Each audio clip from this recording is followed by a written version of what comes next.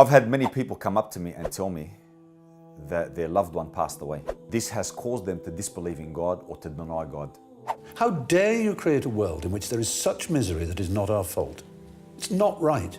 It's utterly, utterly evil. These things don't happen because God is evil. God is not evil. First and foremost, why do bad things happen? You know, this world is such that we don't have all the answers. But God has given us some of the answers, and some of those answers entail the following. This world is a test.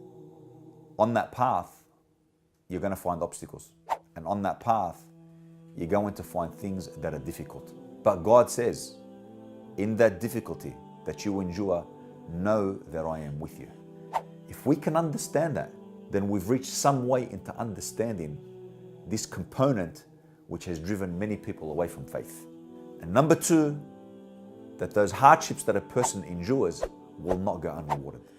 And you will see that on the day of judgment, for your patience and for your enduring those difficulties with patience, God will reward you immensely.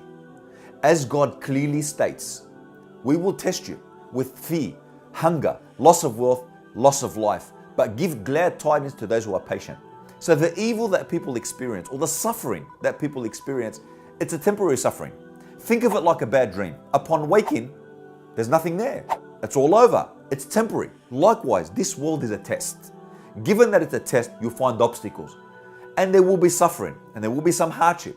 But at the end of it, there is a great reward waiting for those who have suffered. والله اللي عم بروح مننا عريس للجنة، نحن عم نفرح أكثر ما In fact, the person in this world who suffered greatly, when he sees paradise and he enters paradise, he will state, I never saw a difficult day, and this is the person who suffered dearly upon this world. So whatever difficulties, whatever hardships, whatever calamities that you face, and the loved ones that you've lost, that feeling that you're feeling is going to be temporary. I want to also comment on the fact that sometimes people perform bad actions. Let me explain. God gave mankind free will. The freedom to choose between right and the freedom to choose between wrong. Now what that means is that inevitably it is the choice to do the evil which is the evil, and not the fact that God created it. The choice of man, despite it being evil, will be created. But this does not mean that God is happy with that decision. It does not mean that He's pleased with that decision. But because God has given him the choice, He has created and given that choice an external manifestation.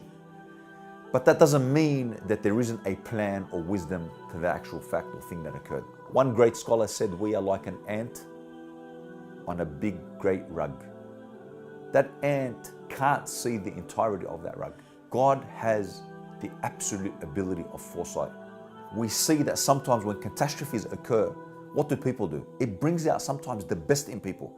You see people flocking to centers where they can donate their time, where they can donate their wealth, and they want to help the poor, they want to help the weak, they want to help the destitute.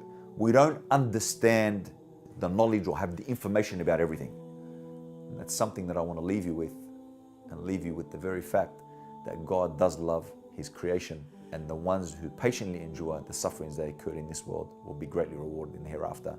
It's part and parcel of the test that God has given His creation. وآخر دعوانا أن الحمد لله رب العالمين.